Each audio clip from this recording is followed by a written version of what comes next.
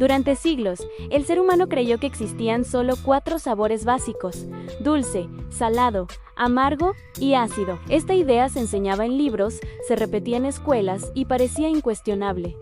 Sin embargo, había algo que no encajaba del todo. Ciertos alimentos tenían un sabor profundo, sabroso y persistente que no podía explicarse con ninguno de esos 4. Caldo, carne, quesos curados, tomates maduros y algas compartían una sensación común en la boca. No era dulzor, no era salinidad pura, tampoco amargor ni acidez. Era algo más redondo, más completo, que hacía que la comida pareciera más sabrosa. Aún así, ese sabor no tenía categoría propia. Durante mucho tiempo, esta sensación fue ignorada o considerada una simple combinación de otros sabores. La ciencia de la alimentación todavía era limitada, y no existía un interés real en cuestionar el modelo establecido. El sabor estaba ahí, pero nadie lo había separado del resto. El origen del quinto sabor comienza precisamente con esa duda, la sospecha de que la lengua humana percibía algo más de lo que la teoría aceptaba. Faltaba alguien que se atreviera a ponerle nombre y a demostrar que no era una ilusión. A comienzos del siglo XX, un científico japonés comenzó a hacerse una pregunta que otros habían pasado por alto. Al analizar platos tradicionales de su cultura, notó que muchos compartían ese sabor profundo y satisfactorio que no encajaba en las categorías conocidas. No era una mezcla accidental, sino una sensación constante y reconocible. Este investigador se dio cuenta de que alimentos como el caldo de algas, tan común en la cocina japonesa, producían una respuesta muy específica en el paladar. Ese sabor no desaparecía rápido y no cansaba. Al contrario, hacía que la comida resultara más completa. Era algo que podía identificarse de forma clara. En lugar de aceptarlo como una curiosidad, decidió estudiarlo de manera sistemática. Comparó ingredientes, probó combinaciones y buscó qué tenían en común. Su enfoque fue diferente al de muchos científicos de la época, porque partió de la experiencia sensorial cotidiana. Esta observación fue el primer paso para romper con una idea que llevaba siglos sin cuestionarse. El quinto sabor estaba a punto de salir de la cocina y entrar en el laboratorio, donde por fin podría ser definido y comprendido. Una vez identificado que ese sabor no podía explicarse como una simple mezcla, el siguiente paso fue encontrar su origen químico. El investigador logró aislar el compuesto responsable de esa sensación sabrosa al analizar ingredientes comunes en la cocina tradicional. El resultado fue claro: el ácido glutámico y sus sales eran los responsables de ese gusto profundo y persistente. Cuando este compuesto se probó de manera pura, sin otros sabores que lo acompañaran, la experiencia se repitió. La lengua respondía de forma inmediata y reconocible. No provocaba rechazo ni saturación, sino una sensación agradable que hacía que otros sabores se percibieran con más intensidad. Esto demostraba que no se trataba de una ilusión ni de una combinación casual. Dar nombre a esta experiencia fue un paso clave. El término umami se eligió para describir ese carácter sabroso que parecía dar cuerpo y profundidad a los alimentos. Con ello, el sabor dejó de ser una sensación indefinida y se convirtió en una categoría concreta, con base científica y sensorial. A pesar de estas pruebas, la propuesta fue recibida con escepticismo fuera de Japón. Durante décadas, el modelo de los 4 sabores dominó la enseñanza y la investigación. El umami existía, estaba definido y demostrado, pero todavía no era reconocido oficialmente como un sabor básico. Su aceptación global sería una historia aparte. A pesar de las pruebas, el concepto del umami fue ignorado durante muchos años por la comunidad científica occidental. La idea de un quinto sabor no encajaba con los modelos establecidos, y durante décadas se siguió enseñando que la lengua solo reconocía 4 sabores básicos. El umami quedó relegado a un concepto regional, asociado casi exclusivamente a la cocina japonesa. Parte del problema fue cultural. Muchos de los alimentos ricos en umami no formaban parte de la dieta cotidiana en Occidente, por lo que la experiencia sensorial no resultaba tan evidente. Además, el sabor solía confundirse con sazón o caldo, términos vagos que evitaban clasificarlo como algo independiente. Durante este periodo, el umami seguía presente en la comida, pero sin reconocimiento formal. Quesos curados, carnes, tomates y alimentos fermentados contenían los mismos compuestos, aunque nadie los identificara como parte de un sabor específico. El fenómeno estaba ahí, pero sin nombre ni categoría aceptada. Este largo silencio científico retrasó su estudio y aceptación. Sin embargo, el umami no desapareció. Permaneció oculto en la experiencia cotidiana, esperando que nuevas herramientas y enfoques permitieran demostrar, de forma definitiva, que la lengua humana percibe más de lo que se creía. A partir de la segunda mitad del siglo XX, el estudio del gusto comenzó a avanzar gracias a nuevas técnicas científicas.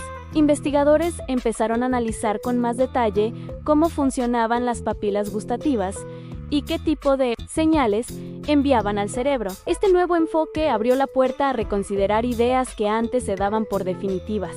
Los científicos descubrieron que la lengua no solo respondía a combinaciones de sabores, sino que poseía mecanismos específicos para detectar ciertos compuestos. Entre ellos aparecía nuevamente el glutamato. Los experimentos mostraron que la respuesta al umami era distinta y consistente, separada de los otros sabores básicos. Este hallazgo fue clave. Ya no se trataba de una preferencia cultural ni de una interpretación subjetiva, sino de una reacción biológica medible. El umami comenzaba a encontrar respaldo en datos objetivos. Gracias a estos avances, el quinto sabor empezó a recuperar atención en círculos académicos. Lo que durante décadas fue ignorado, ahora se reexaminaba con nuevas herramientas, preparando el terreno para su reconocimiento formal.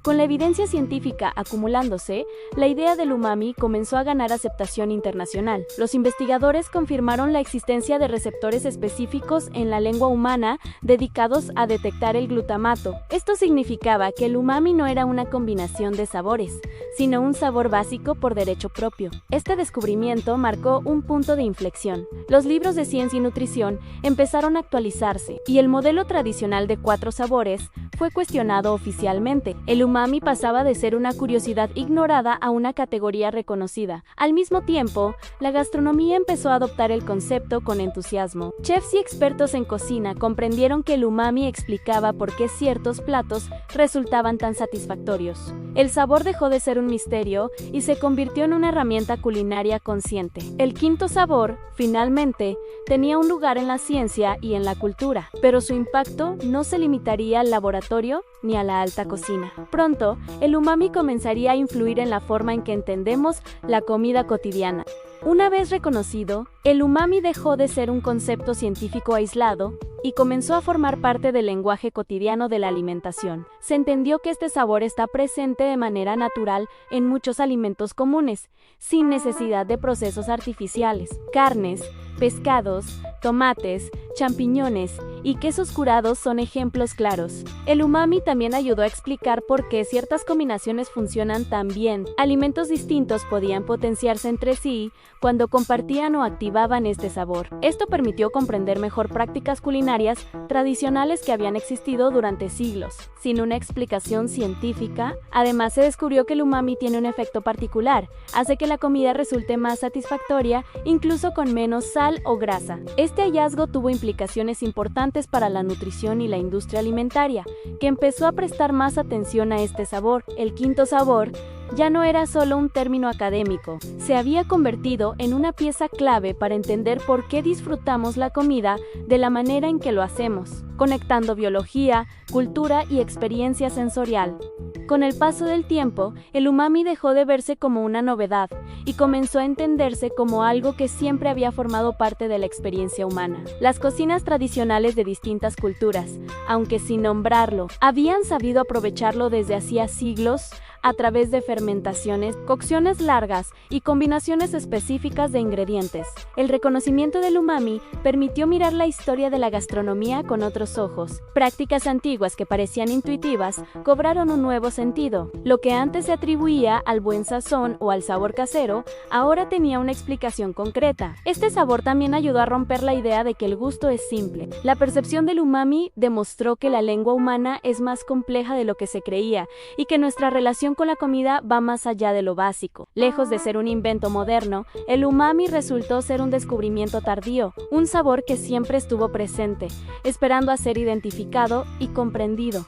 El umami no fue creado, fue descubierto. Durante siglos, este quinto sabor estuvo presente en la comida cotidiana sin tener un nombre ni un lugar en la teoría del gusto. Solo cuando alguien se atrevió a cuestionar lo establecido, el sabor profundo y sabroso encontró su identidad. Su historia demuestra que incluso lo más familiar puede esconder algo nuevo. El umami nos recuerda que la ciencia y la cultura avanzan cuando se observa con atención lo que siempre estuvo ahí. Un sabor que cruzó fronteras, superó el escepticismo y terminó cambiando la forma en que entendemos la comida. Hoy, el umami explica por qué ciertos platos reconfortan, por qué algunas recetas funcionan desde hace siglos y por qué el gusto humano es más complejo de lo que parecía. Un descubrimiento silencioso que transformó la gastronomía sin que casi lo notáramos. Si te gustó este recorrido por el origen del quinto sabor y quieres conocer la historia detrás de más ideas, objetos y conceptos cotidianos, suscríbete al canal, deja tu like y activa la campanita para no perderte los próximos videos. Gracias por acompañarme hasta aquí. Nos vemos en la próxima historia.